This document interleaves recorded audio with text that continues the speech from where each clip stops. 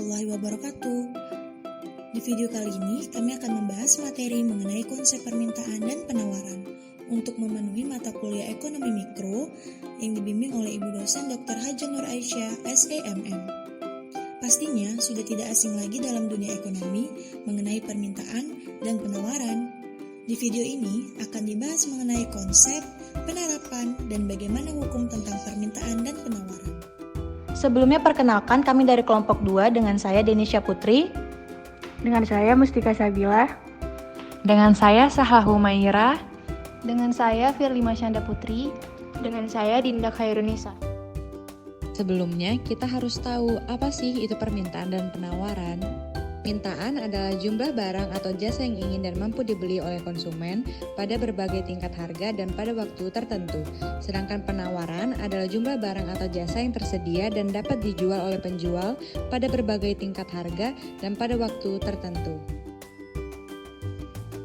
Faktor yang mempengaruhi permintaan: 1. Harga barang itu sendiri. 2. Harga barang lain yang terkait. 3. Tingkat pendapatan dan daya beli. 4. Selera masyarakat. 5. Jumlah penduduk.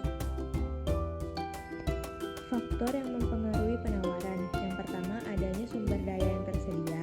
Yang kedua, faktor penjual atau produsen. Yang ketiga, harga. Yang keempat, harga dan ketersediaan barang sejenis. Yang kelima, biaya produksi. Yang keenam, waktu produksi. Ketujuh, kemajuan teknologi.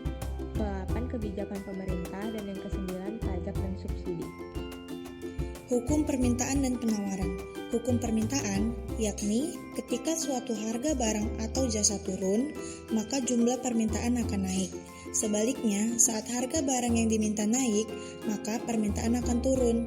Sedangkan hukum penawaran berkebalikan dengan permintaan, yakni saat harga barang meningkat akan mendorong meningkatnya penawaran suatu barang atau jasa. Dalam ilmu ekonomi, sebuah permintaan akan suatu barang akan meningkat jika harganya turun. Dengan syarat, faktor lain yang mempengaruhi permintaan selain harga dianggap tidak berubah. Pada kurva permintaan memiliki gradien atau kemiringan negatif, yang artinya kemiringan pada kurva ini menurun dari kiri atas ke kanan bawah. Hal ini menunjukkan bahwa hubungan antara harga dengan permintaan adalah berbanding terbalik. Untuk menggambarkan kurva permintaan, lihat tabel ini. Pada kurva ini bisa mengalami pergerakan dan pergeseran dalam teorinya. Pergerakan ini terjadi karena perubahan harga barang itu sendiri. Contohnya, seperti tergambar pada infografik di bawah ini. Pada saat harga bakso Rp20.000, jumlah bakso yang diminta adalah sebesar 120 mangkok. Terlihat pada titik A. Dan ketika harganya turun menjadi Rp18.000 mengakibatkan bertambahnya jumlah bakso yang diminta dari 120 mangkok menjadi 140 mangkok. Terlihat pada titik A pada kurva permintaan bergerak ke kanan yaitu titik B, dan seterusnya. Jadi kesimpulannya yang membuat kurva permintaan bergerak hanyalah harga barang itu sendiri. Selanjutnya yaitu kurva penawaran. Kurva ini adalah kebalikan dari kurva permintaan. Bunyi hukum pada kurva penawaran adalah jika harga suatu barang naik, maka barang yang ditawarkan juga akan naik. Kurva ini memiliki gradien atau kemiringan positif, yang artinya hubungan antara harga dengan jumlah barang yang ditawarkan berbanding lurus. Kemiringan pada kurva ini berjalan naik dari pojok kiri bawah ke pojok kanan atas. Untuk menggambarkan kurva penawaran, coba kamu lihat tabel ini. Seperti halnya kurva permintaan, kurva penawaran juga bisa bergerak dan bergeser. Kurva akan bergerak akibat perubahan harga barang itu sendiri.